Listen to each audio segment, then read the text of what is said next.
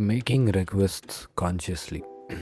Sometimes we may be able to communicate a clear request without putting it in words.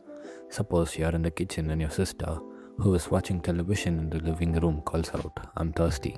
In this case, it may be obvious that she is requesting you to bring her a glass of water from the kitchen. However, in other instances, we may express our discomfort and incorrectly assume that the listener has understood the underlying request. For example, I might say to her husband, "I'm annoyed you forget the butter and onions I asked you to pick up for dinner." While it may be obvious to her that she is asking him to go back to the store, the husband may think that her words were uttered solely to make him feel guilty. When we simply express our feelings, it may not be clear to the listener what we want them to do. Even more often, we are simply not conscious of what we are requesting when we speak. We talk to others or at them without knowing how to engage in dialogue with them. We toss out words, using the presence of others as a waste basket. In such situations, the listener, unable to discern a clear request in the speaker's words, may experience the kind of distress illustrated in the following anecdote. We are often not conscious of what we are requesting. I was seated directly across the aisle from a couple on a mini train that carries passengers to their respective terminals at the Dallas or Fort Worth International Airport. For passengers in a hurry to catch a plane, the snail's pace of a train may be irritating.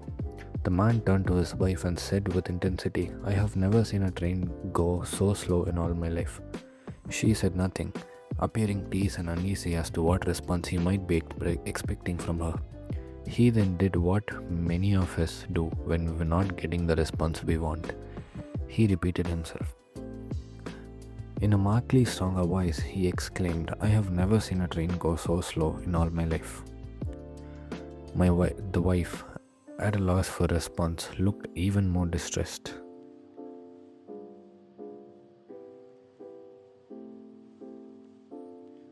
In desperation, she turned to him and said, "They're electronically timed. I didn't think this piece of information would satisfy him, and indeed it did not."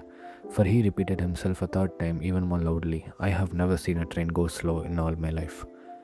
The wife's patience was clearly exhausted as she snapped back angrily, "Well, what do you want me to do about it? Get out and push."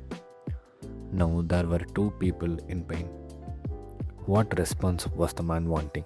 I believed he wanted to hear that his pain was understood. If his wife had known this, she might have responded, "It sounds like you're scared we might miss our plane, and disgusted because you'd like a faster train running between these terminals." Requests may sound like demands when unaccompanied by the speaker's feelings and needs. In the above exchange, the wife heard the husband's frustration but was clueless as to what he was asking for. Equally problematic is the reverse situation, when people state their requests without first communicating the feelings and needs behind them. This is especially true when the request takes the form of a question. "Why don't you go and get a haircut?" can easily be heard by youngsters as a demand for an attack, unless parents remember to first reveal their own feelings and needs. "We're worried that your hair is getting so long it might keep you from seeing things, especially when you're on your bike. How about a haircut?" This is more common, however, for people to talk without being conscious of what they are asking for. "I'm not requesting anything," they might remark. "I just felt like saying what I said." The clearer we are about what we want, the more likely it is that we'll get it. My belief is that whenever we say something to another person, we are requesting something in return. It may simply be an empathetic connection, a verbal or non-verbal acknowledgement, as with the man on the train, that our words have been understood. Or we may be